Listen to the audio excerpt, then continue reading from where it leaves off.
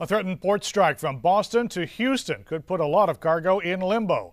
About 40% of all imports into the U.S., in fact. It could happen as early as Sunday, and in our cover story, that could leave spring merchandise sitting on the high seas instead of store shelves.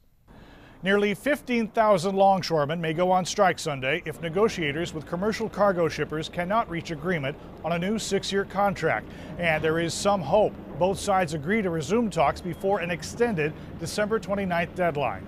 But if the talks fail, would the fiscal cliff and a port strike be a 1-2 punch to the economy? If it's a couple days, I think ultimately it would be somewhat of a blip in the recovery. If we're talking 2 weeks, something like that, then it really becomes a much greater problem.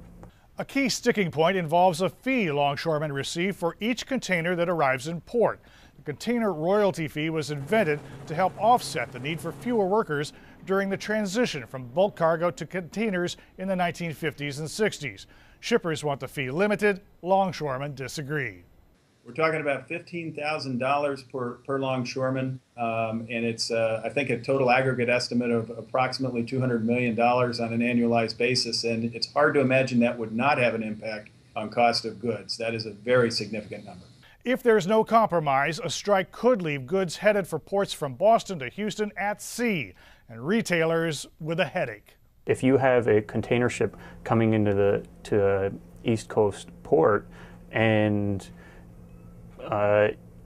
it's delayed for a couple weeks, what do you do with that?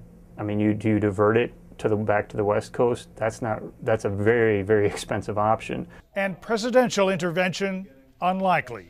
I don't think President Obama is going to get involved. It would be rather startling if he did. This would certainly be seen as a betrayal by organized labor. Speaking of large travelers across oceans, ship traffic off California will be redirected next year to protect endangered whales which migrate along the coast. 5 whales died from collisions with ships in 2010. Now, with support from the shipping industry, the changes will affect shipping lanes between San Francisco and LA.